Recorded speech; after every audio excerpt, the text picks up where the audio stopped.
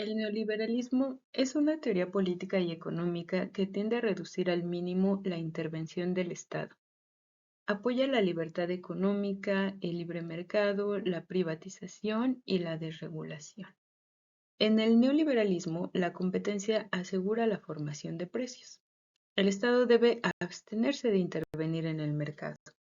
Como diría Foucault, en el neoliberalismo se observa una fobia al Estado y ciertos objetos de repulsión: la economía dirigida, la planificación, la intervención estatal.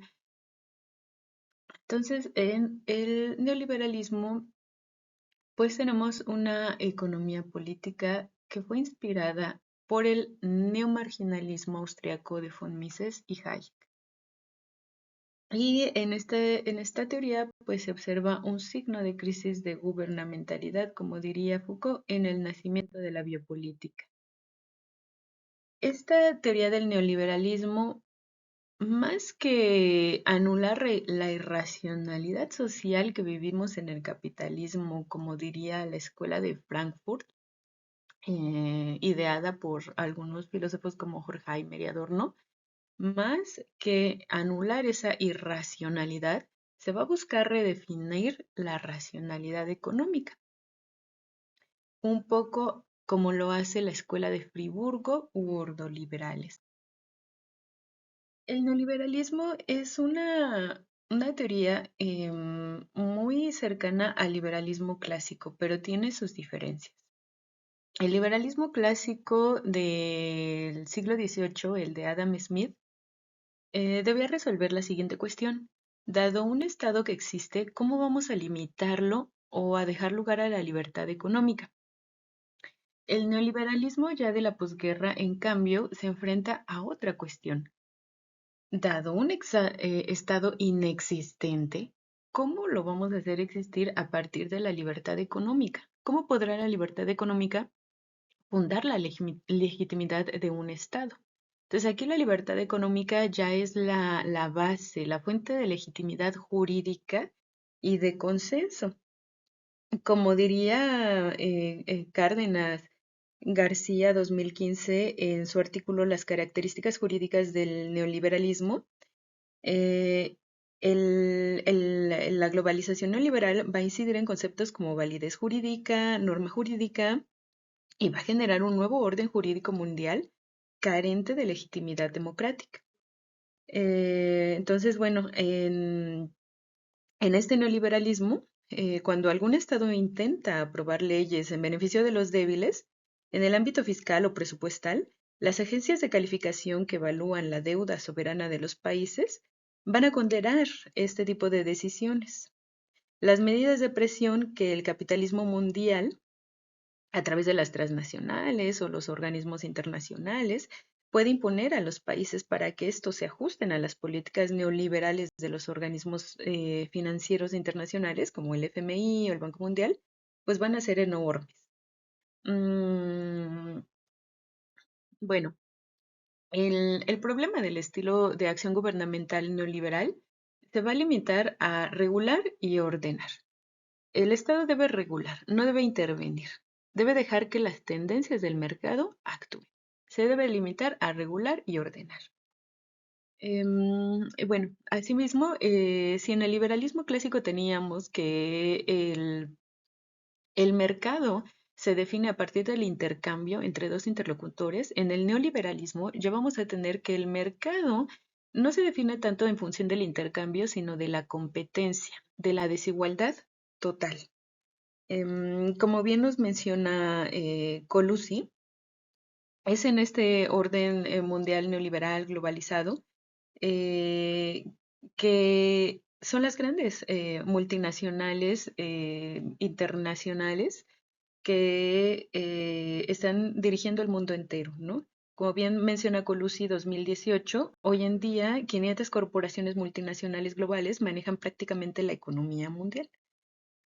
Em, bueno, entonces el neoliberalismo se va a apoyar también en la globalización. Em,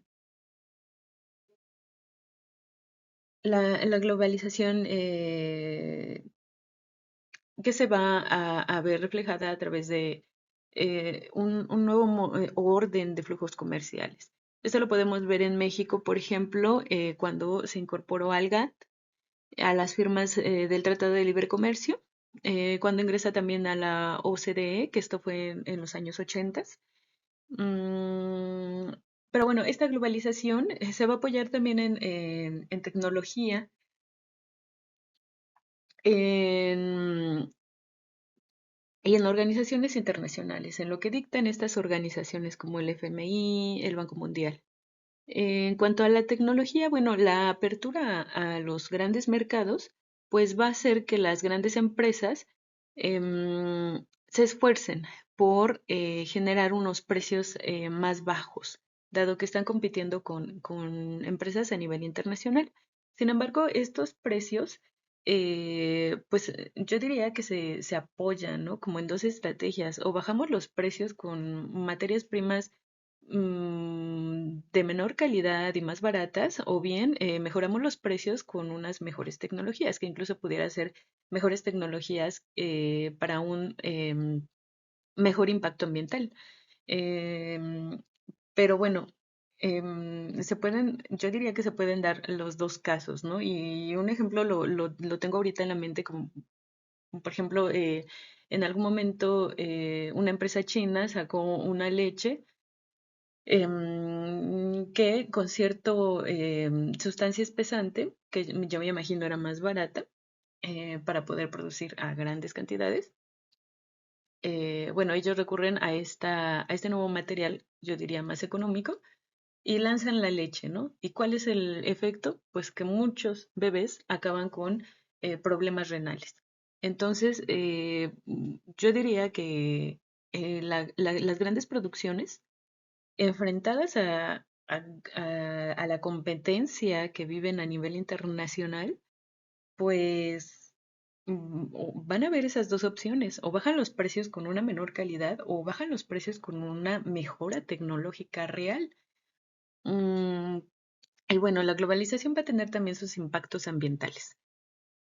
Para ello, yo recomendaría ampliamente este documental de Paul Bobsky, que se llama Un salto de vida. Ahí se puede ver cómo el impacto de las grandes empresas, de los corredores industriales, ha generado pérdidas irreparables para los ríos de México. Y no solo para los ríos, sino para sus animales, para los seres humanos que viven alrededor de estos ríos. La gente está muriendo a los 20 años de cáncer. Bueno, terrible situación. Entonces, sí, el impacto ambiental también de esta globalización, de esta táctica en la que llegan empresas multinacionales a los países, y a veces con una mala regulación ambiental en el país al que llegan, con bajos salarios en el país al que llegan. Bueno, genera una devastación ambiental y también mucha desigualdad económica. Em, la globalización y el neoliberalismo en México se vivió durante tres periodos presidenciales: el de Miguel de la Madrid, Carlos Salinas de Gortari y Ernesto Zedillo Ponce de León. Entonces, en estos gobiernos observamos todas estas políticas y estos rasgos de globalización, del neoliberalismo, ¿no? Lo podemos ver, por ejemplo, en el periodo de Miguel de la Madrid, en la privatización de muchas empresas estatales y paraestatales. De 1.155 que se tenían en 1982, se pasó a tener solo 413 en 1988, 413 paraestatales. Igual, en el gobierno de Carlos Salinas de Gortari, se continuó con esta privatización de empresas estatales para estatales. Tenemos el ejemplo de Telmex, y bueno, todos esos sectores que fueron subastados y adquiridos por el gran magnate de hoy en día, multimillonario Carlos Slim. Em, Tenemos también en este periodo, pues, también la reforma bancaria, y dentro de esta reforma bancaria tenemos también los nuevos presupuestos sobre los que se apoya, ¿no? la política monetaria en México, y uno de ellos, la autonomía del Banco Central, del Banco de México, ¿no? Entonces empiezan también un nuevo modelo, una nueva forma de hacer política monetaria. Y en concordancia con ello, también un nuevo link, una nueva conexión entre política monetaria y sector financiero. Así como empieza también a haber más capital extranjero hacia México, se empieza a admitir cada vez más capital extranjero hacia México, empieza también a haber un cuestionamiento, ¿no? De cómo debe ser esa regulación del mundo financiero para que no se caigan en crisis como las que también caímos, ¿no? La crisis de 1994, que fue ya recibida también por Ernesto Zendillo Ponce de León, ¿no? Quien tuvo que declarar la libre flotación de la moneda, y tuvo también que idear el Fondo Bancario de Protección al Ahorro ante la crisis que se estaba viviendo. Era una crisis producto de todo este fenómeno globalizante y de neoliberalismo. En cuanto a la política agrícola y la tenencia de la tierra, se vivieron también ciertas tendencias. En el gobierno de Miguel de la Madrid, bueno, se quitan políticas de apoyo al campo. Se elimina apoyo a 5 de los 12 cultivos básicos, y estas políticas que están en contra de apoyar a los campesinos se viven todavía en el gobierno de Carlos Salinas de Gortari. En el gobierno de este presidente se permite la privatización de ejidos. Se hace una reforma incluso al artículo 27. A mí me parece que todas estas políticas que vive la agricultura realmente afectaron al lugar donde yo vivo, que es Xochimilco. Porque, por ejemplo, con la privatización de los ejidos, las chinampas que eran de uso puramente agrícola y que eran una reserva ecológica, comenzaron a ser usadas ya para vivienda. Ya no eran para agricultura, pues que ya se estaban privatizando, entonces cada campesino decía, bueno, aquí voy a construir mi casita, ¿no? Y bueno, esto vino a devastar todavía más los canales, y de por sí ya viene una época en la que deja de ser, el agua de los canales deja de ser de manantial y viene a ser agua lanzada, pues agua tratada que provenía del Cerro de la Estrella. Ya, bueno, a eso hay que añadir que empiezan a haber casas que lanzan todo su drenaje a estos canales, y entonces ya no se puede en las chinampas cultivar verduras.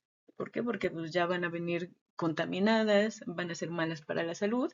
Entonces empieza a haber otro tipo de cultivo, el de flores, pero también se empiezan a lanzar agroquímicos a las tierras, se empiezan a lanzar químicos dañinos para la salud, y entonces empieza a haber un repunte de campesinos que también se enferman de Parkinson, de leucemia. Entonces ahí también habría que hacer una investigación, ¿no? De la cantidad de gente que vive en esta zona chinampera que ha muerto por leucemia, que ha muerto por Parkinson. Entonces ahí realmente también es preocupante. Bueno, esa sería a grandes rasgos mi reflexión.